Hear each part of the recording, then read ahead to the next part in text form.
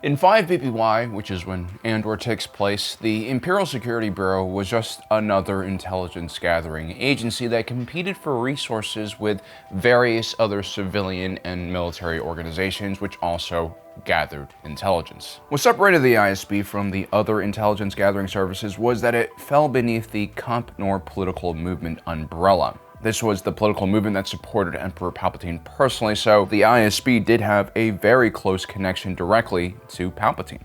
When the raid on Aldhani occurred, marking an escalation in the boldness of rebel attacks against the Empire, the Imperial Emergency Act would be proposed by Emperor Palpatine and rubber-stamped by the Imperial Senate. This act essentially propelled the ISB into a very powerful position. They no longer had any limitations in how they pursued their cases. The Emperor will be convening an emergency session of the Senate to propose a legislation package of bills and amendments that will free our hands in all matters of surveillance, search, and seizure. ISB field agents were now given authority over Imperial Army and Navy assets, allowing them free access to all records and personnel that might aid them in the capture of rebel agitators. With complete access to all of the information being gathered by the various apparatuses that made up the Imperial government, the ISB could now prevent oversights that oftentimes happened because different departments or agencies just wouldn't share information openly. In a lot of ways, there's a crude similarity between the Imperial Emergency Act and the Patriot Act that was passed by the Bush administration post 9/11. The idea here is to free up your intelligence services and give them free rein to pursue criminal cases. But the truth is, legislation like the Imperial Emergency Act was a reactionary measure put into place hastily by Palpatine because the Sith Lord feared his entire security system and military infrastructure was not up to the task of fighting the growing insurgency that had started as small isolated cells of dissidents but now seemingly had connected with one another and created a larger galactic-wide network. Palpatine, in his haste, had to figure out a way where he could make a direct impact, and so he chose the ISB to be his eyes, ears, and fists. From here on out, it would be common to see white-clad ISB officers in the field commanding entire legions of stormtroopers and sector fleets to hunt down the small but dangerous rebel cells that threatened galactic peace. And so ISB agents are supposed to be the best of the best. This is why we plan. This is why we work so hard when we're at peace. This is why we recruit so carefully and demand so much. Or at least that's how they planned it, but the reality oftentimes is quite different. The Imperial training pipeline and academy system have many strengths, but also many great weaknesses. Now, in these institutions, competent individuals did rise to the top, but you also had this really extremely competitive culture, which was actually quite negative at times. Not only did it create bitter rivalries that were not very constructive, oftentimes you would see students get severely injured or even die in class, which is obviously not a good thing. But the much bigger problem was the fact that political monsters and schemers who were only really focused on ascending the power structure were actually the ones who were ascending to the top of these classes, usually by throwing other students under the bus. And the Imperial Security Bureau was no different. Supervisor Dedra Meero faced considerable resistance from her fellow Imperial supervisors simply because she was an outside-of-the-box thinker and tended to push office politics and procedure to the side while fanatically pursuing her cases. It also seems like Dedra Meero did not come through the traditional Imperial Academy pipeline, which, just to enter that system, you actually had to have a lot of money or connections to the Imperial government or military. It seems like Dedra Meero came from law enforcement, which would have been a much, lower class kind of position in the Imperial hierarchy. Now, all these factors would draw the ire of individuals like Supervisor Blevin and Captain Legret, the latter being a sycophant to their commanding officer, Major Partagaz. As a matter of fact, if you take a look at the Imperial supervisors who make up Dedra Meero's class, many of them are not all that impressive. They're either sycophants, political climbers, or in Supervisor Jung's case, a straight-up mole for the rebellion. While the quality of Imperial supervisors varied greatly from person to person, the one individual that was very solid was Major Partagaz. He oversaw and received reports from the various supervisors about their own sectors and also provided some mentorship to promising prospects like Dedra Meero. Major Partagaz was key in this entire operation. He was responsible for looking at the bigger picture. After receiving reports from the other supervisors' sectors, he would make suggestions and comments about how they should proceed in running their territory. Now, the way this worked was the majority of the supervisors beneath Major Partagaz served as almost like, an extension of him. Individuals like Blevin were really good at filing reports and reporting what they saw, but then when he encountered someone like Dedra Meero, I think he treated her very differently because he saw her as a kindred spirit. She wasn't just someone who was going to file reports for him, she was someone who could actually develop and follow and pursue her own cases. She had a much sharper intellect in mind. The only problem with Dedra Meero was that she never really seemed to have time for office politics, which unfortunately was also a part of her job. Luckily for Dedra Meero, Major Partagaz decides to take her beneath his wing. Before the Aldani raid even occurred, Dedra Meero was already on the trail of Luthen Rael. She didn't know exactly who this antique dealer and secret revolutionary leader was, but she knew that someone was jetting across the galaxy, slowly building a network of spies, suppliers, financiers, soldiers, thieves, and politicians. But the way Dedra Meero had detected him was the fact that he was also buying up high-tech stolen Imperial equipment like the Starpath unit, which had been stolen from the Steer Guard garrison by Cassian Andor. Now, during the exchange of the Starpath unit on Ferrix between Andor and Luthen Rael, a zealous local corpo inspector decided to arrest Andor for an unrelated murder charge. In the scuffle that ensued, the Starpath unit was dropped by Cassian and recovered by the Empire and reported to the ISB. You see, Steer Guard, where the Starpath unit had been taken from, was Dedra Meero's territory, whereas Ferrix, where the Starpath unit was found, was Supervisor Blevin's territory.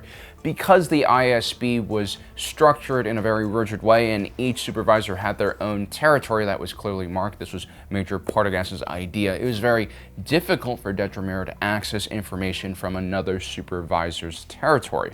And so this created a lot of office drama. I want the full Ferrix report. It's my sector. An Imperial Starpath unit was stolen from the Steer Guard Naval Yard and found at the scene. That gives me jurisdictional access. You've been here, what, just over a year? You might want to steady the ladder before you start climbing. I'm not looking for career advice. Dedra Meero ends up trying to get Major Partagaz involved in this dispute because she can't seem to handle Blevin by herself. Now, Partagaz could have easily taken her side. As we'll find out later, he is interested in Dedra's theory and investigation. But that's not the way he approaches it. Major Partagaz realizes that he can't serve as a crutch for Dedra Meero. He has to help her figure out how to maneuver the politics within the Imperial civilian and military structure, because this is something that she's going to have to face time and time again.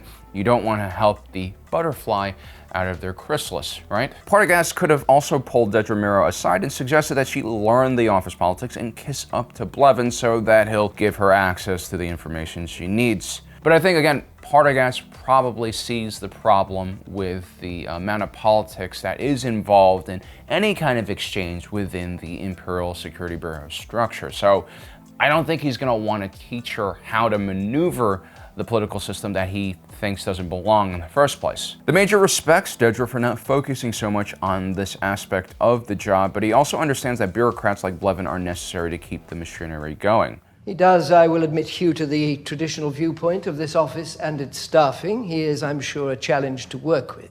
And so the advice that Major Partagaz gives to Dedra Meero is focus on what you're good at. You're a terrific investigator. You're really good at analyzing data, so build a solid, bulletproof case.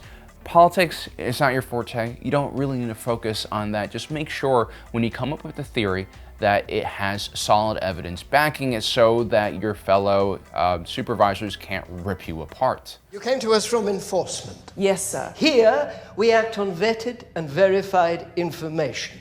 Alert me when this materializes into something more definite. Until then, confine future activities to your sector. Major Partagaz does not mince words, unlike other Imperial officers we've seen. He doesn't just yell and criticize people for no reason.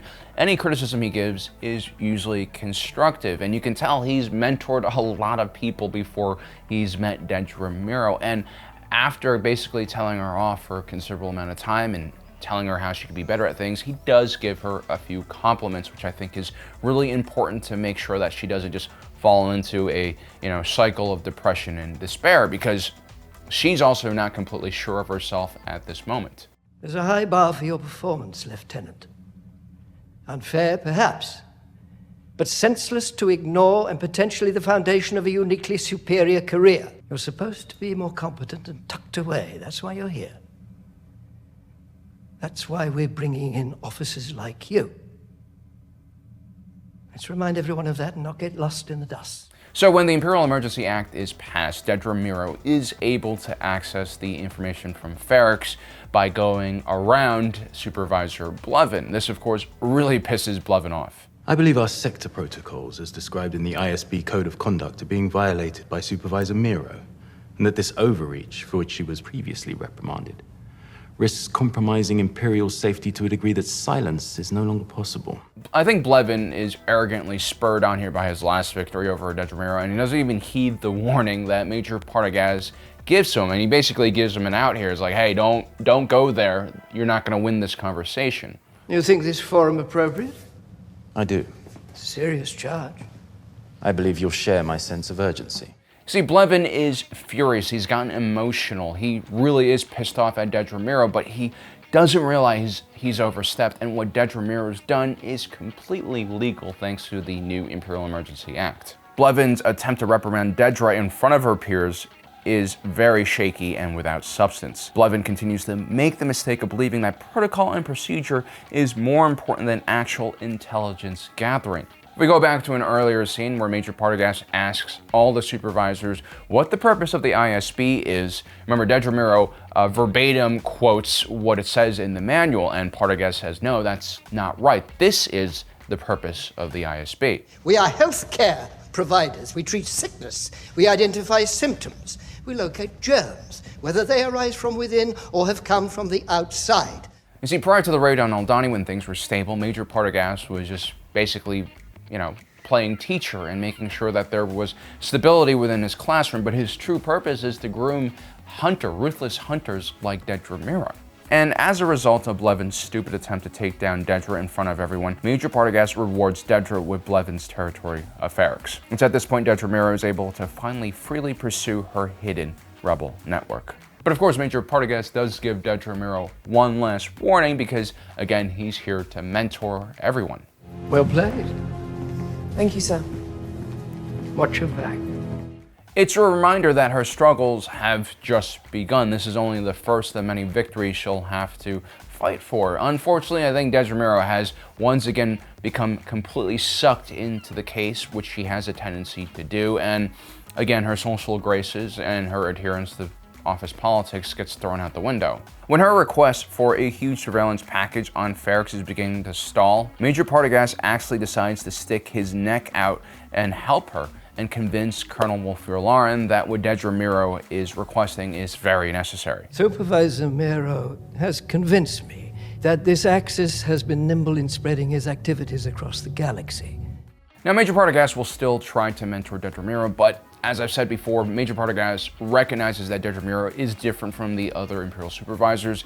She's more or less an equal to him because she can pursue her own cases, and so they both need Colonel Wolf-Lauren to approve this surveillance package, and Major Partagaz's timing here is terrific. Without him, I'm pretty sure Dedra Meero would not be successful here. So once again, Major Partagaz is doing the right thing at the right time. His timing is terrific. Now, Dedra Meero ultimately fails in her mission. Her entire operation falls apart during the funeral of Marva Andor. It'll be interesting to see how Major Partagaz and Wolf-Lauren will deal with Dedra. Will Partagaz still continue protecting Dedra, or will he write her off as another failure? I'm sure he's had many failures throughout his tenure. Or perhaps Major Partagaz sees something truly special in Dedra Meero, a once-in-a-generation type of analytical talent. Either way, I think Major Partagaz is a very rare character within the Imperial hierarchy. You don't really see a lot of ruthless and competent individuals like him. I would love to see him return in the second season of Andor and continue serving as kind of a colleague and mentor for Dedra Meero, because she'll need a lot of help, I think, after what happened on Ferrix. Well, guys, I hope you enjoyed today's episode. Don't forget to subscribe and hit that notification button down below so you don't miss out on the rest of our awesome content. As usual, my name is Alan, reminding you that my allegiance is to the Republic, to democracy.